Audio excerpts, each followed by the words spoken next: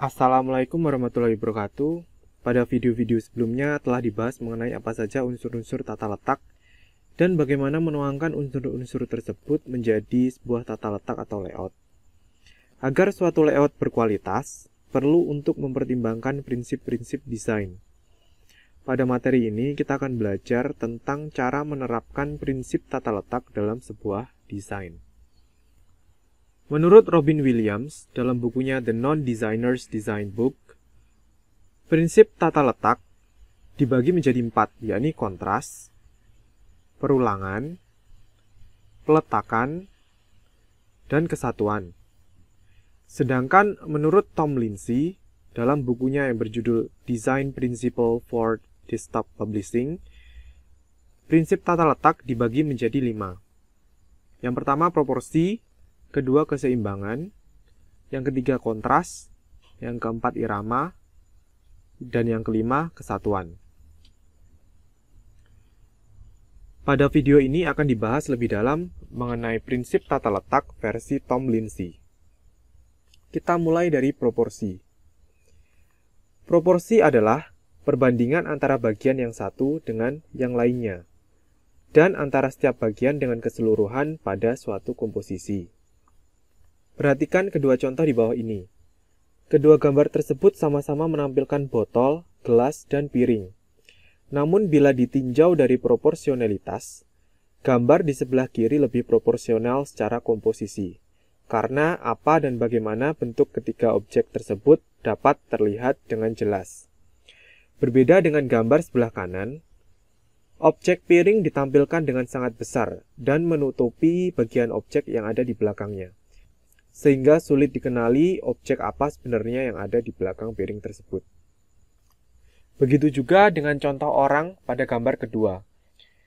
Bagian sebelah kiri lebih proporsional karena pada kenyataannya ukuran kepala lebih besar daripada badan.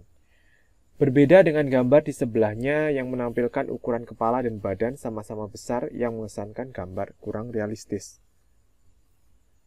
Keseimbangan. Keseimbangan dalam karya seni rupa adalah kesamaan dari unsur-unsur yang berlawanan tetapi saling memerlukan, karena dapat menciptakan satu kesatuan. Terdapat 3 jenis keseimbangan. Keseimbangan terpusat, yakni sebuah objek yang arah garis atau bentuknya memusat pada satu titik. Selanjutnya adalah keseimbangan asimetris.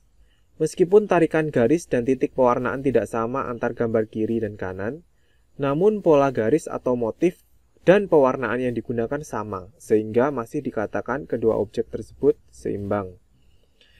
Keseimbangan selanjutnya adalah keseimbangan simetris, yang mana komponen bentuk, warna, dan peletakan objek pada bagian kiri sama dengan yang kanan. Irama. Irama dalam seni rupa adalah kesan gerak yang timbul dari unsur-unsur seni rupa dalam sebuah komposisi. Irama dapat dibentuk dengan pengulangan, pergantian, perubahan ukuran, dan gerak mengalun. Berikut ini adalah contoh dari irama, yaitu gambar ombak dan juga gambar awan. Kontras. Kontras bisa didefinisikan sebagai perbedaan dalam elemen visual yang bisa membuat sebuah objek dapat dibedakan dari objek lainnya dan atau dari background. Apabila diadaptasi dalam pengertian yang lebih sederhana, kontras adalah elemen yang berbeda dari yang lainnya. Contoh-contoh dari kontras yakni yang pertama kontras warna, kontras ukuran, kontras posisi, dan kontras bentuk. Kesatuan. Setiap karya seni rupa dibentuk oleh unsur-unsurnya tidak tampil secara terpisah-pisah, melainkan harus saling berhubungan dan membentuk satu kesatuan yang utuh, bermakna, dan harmonis. Gambar di bawah ini satu kesatuan. Temanya adalah buah-buahan, walaupun terdapat piring dan botol, namun masih nyambung. Namun jika ditambahkan sepatu, maka gambar tidak menjadi satu kesatuan lagi, karena tidak sejalan dengan tema buah-buahan. Studi kasus.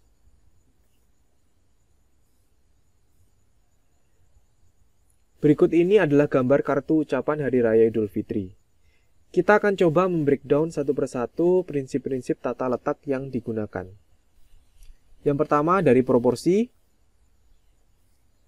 Proporsi antar gambar ilustrasi dan teks secara keseluruhan sudah seimbang. Gambar-gambar ilustrasi juga sudah menunjukkan proporsi yang seimbang. Namun proporsi antar teks, yakni pada bagian Idul Fitri, ditulis lebih kecil dari teks yang lain sehingga tulisan tersebut tidak terbaca dengan baik.